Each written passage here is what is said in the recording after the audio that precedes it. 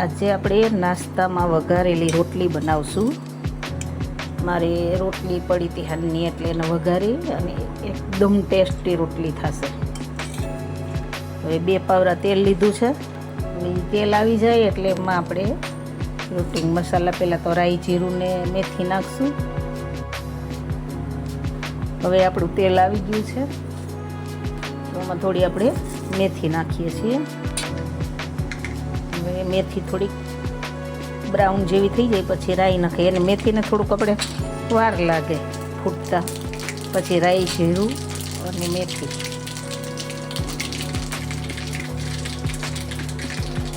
આ બધું એ ફૂટી જાય તતડી જાય પછી આપણે નાખશું લીમડો.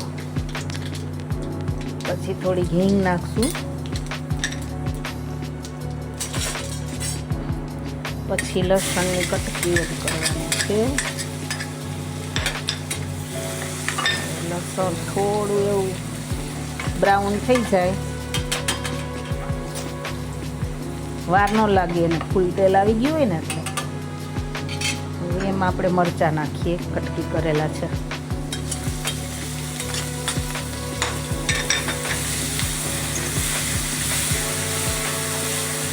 થોડા એવા ચડી જાય એટલે એમાં આપણે ટમેટો નાખશું.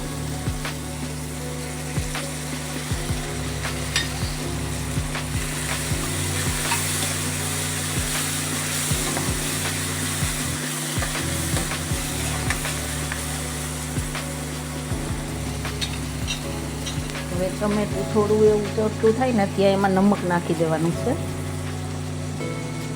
નમક તો આપણે સ્વાદ અનુસાર જ નાખવાનું છે, જેટલું ખારું જોતું હોય એટલું જ.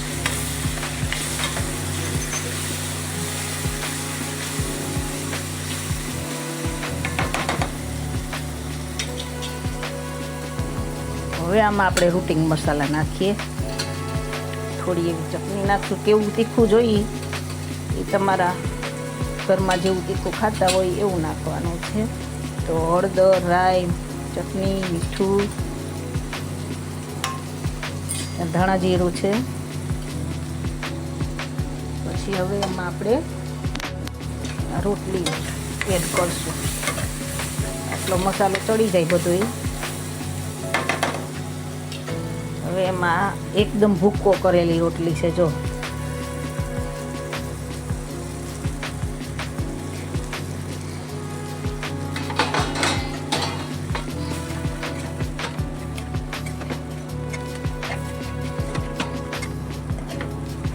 ધીમા ગેસે પછી ચોળવવાનું છે બધું.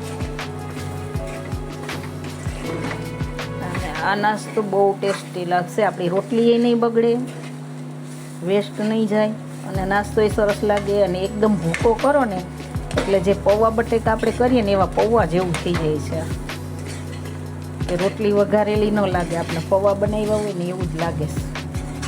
અને ખાવામાં બહુ ટેસ્ટી લાગે. એમાં મેથીનો ટેસ્ટ તો બહુ સરસ લાગે. બાકીના તો આપણા રૂટિંગ મસાલા જ છે.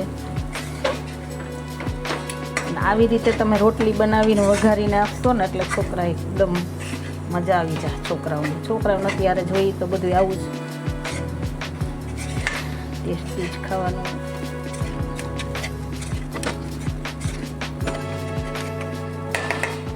હવે એમાં આપણે ધાણા નાખશું. કોથમીર, લીલા ધાણા છે ને. મજાનો નાસ્તો.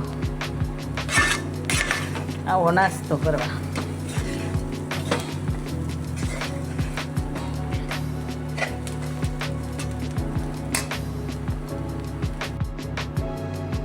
તો હાલો બેનો, આપણી રોટલી તૈયાર થઈ ગઈ છે વઘારી. હવે એમાં ધાણા નાખી અને ટેસ્ટી રોટલી સર્વ કરો.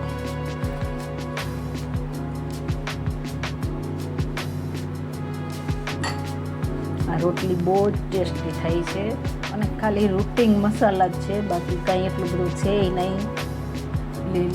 લીલું લસણ હોય તો પણ ચાલે, નહીં તો સૂકું લસણ, લસણની કટકી, ધાણા સુધારેલા, મરચાંની કટકી, બસ આવું નાખી અને આ રોટલી વઘારીને બનાવો તો તમારે પૌવાનો જ ટેસ્ટ લાગશે.